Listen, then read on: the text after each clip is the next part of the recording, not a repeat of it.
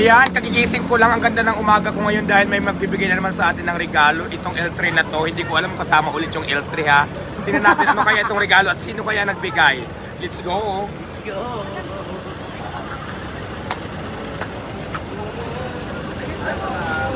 Ay! Kasama ba yung L3? Wow! Kasama yung L300?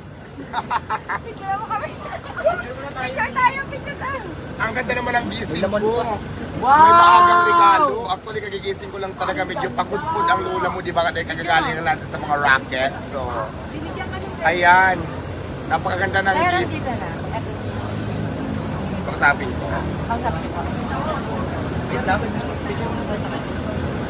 Hello kuya, good morning. Ito, kausapin niyo po. Ipapareceive ko na. Hello po, good morning. Good morning sir, magandang umaga po. Ako po si Diwata, ang napakaganda ngayong umaga. Naka-smile talaga ako dahil may na-receive akong blessing galing daw sa'yo. Ano? Galing kay Vice Ganda? Hello, maraming salamat. Ayan, pinadalaan ako ni Vice Ganda ng ng upuan, mga branyo, at saka yung lamisa. Ay sir, tatanong ko lang, sir, kasama po ba? Ay, may tent pa? Ay, saka tent, maraming tent, 3 yata. Oo. At saka, tatanong ko lang, sir, kasama po ba yung van?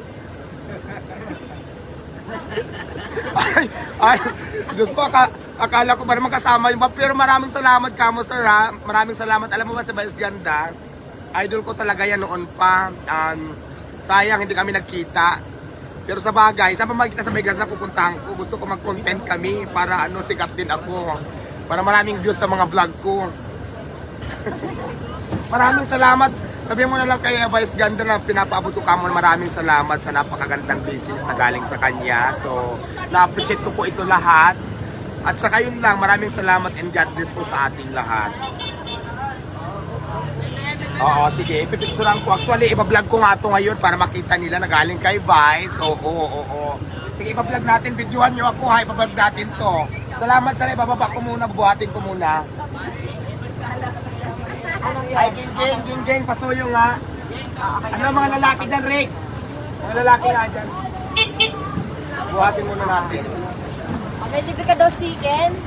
Ayan, oo, padalhan na lang kita ng chicken.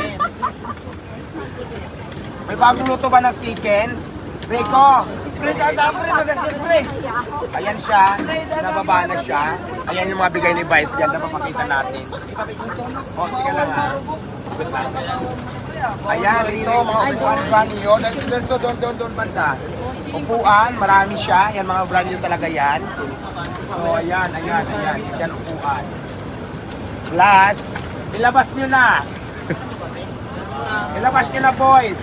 Plus, 2 mamahaling lamisa, mga sosyal, ito. 3. Dali na kami binibilang ko 4. Ako, Diyos ko, napakaganda ng mga lamisa. 5 lamisa, ayan, galing kay Vice Ganda Vice. Maraming salamat, I love you, Vice. Tapos ano yan, tent, ayan tent. Ito ganito tent, 3.